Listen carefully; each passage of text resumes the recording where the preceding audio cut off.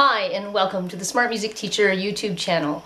In this video we're going to learn how to set up our fingers on our instrument, whether that be violin, viola, cello, or bass. Let's start with the violin and viola setup. What I would like you to do is to take your hand and gently curve it like this. We always want to be relaxed, no matter if we're using our bow or placing our fingers on our instrument. What I want you to do next is find the place where your first finger joins the palm of your hand, and there you'll find a bone that we're going to call the magic spot. Now the magic spot is where the neck of your instrument is going to be balanced, and that's the only thing that holds up your instrument. Your instrument actually does not go in here, which a lot of beginners do. It sits on this bone right here. So now I want you to take your finger and actually put it there on that bone. And I want you to take your thumb and just close it onto your finger like that. Now what that's going to do is, first of all, show you where your thumb should go. And also it's going to create this hole here underneath the neck that I'm going to call the mouse hole. So make sure your mouse hole is open when you're holding your instrument. It shouldn't be closed like this. And your neck should not be down here like this. So a nice open mouse hole. If we turn our setup around, what we'll see is our thumb is probably slightly ahead of our first finger here. So it should just be wherever your thumb naturally goes when you close it like that. The next step I want you to do is to take your fingers and put them on like this in a straight line. And that will show you how you should put your fingers on the instrument on one string. And you'll see that my fingers are nice and square. They're not flat like this. I'm not using my fingerprints. I'm using the tips of my fingers. And they're not too high like this either. So nice and square. And lastly, if we turn your hand around, you'll see that your fingernails are facing you.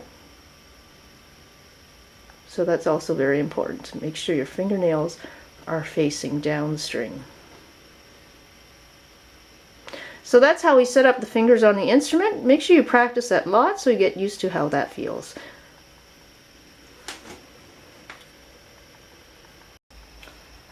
Now let's learn how to place our fingers on a bass or cello. So I want you to take your right arm and find the middle of your arm. Usually there's a tendon or something there that's you can feel, or you can see a big blue vein. And I want you to put your thumb on in the middle of your arm like this. Now your thumb and your second finger are going to create a circle like this. So opposite your thumb you're going to put your second finger. Then you're going to place your other fingers on as well. And for cello, you're going to place your first finger about an inch away, then make the same space for your third finger and your pinky. And make sure your fingers are on their fingertips and not flat like this. So on the fingertips.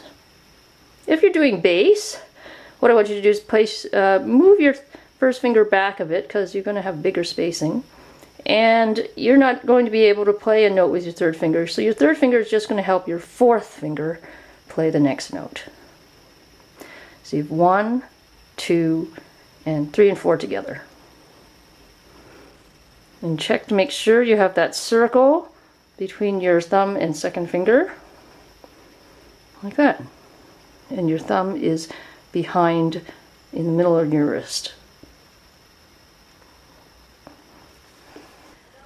So let's look at what the cello and bass setup looks like from the front. What you want to check for is to make sure that your wrist is flat and your elbow sticks straight out to the left. Also, if you were wearing a watch, it would be facing out. So you don't want to be doing this and bending down with your wrist or bending in with your wrist like this.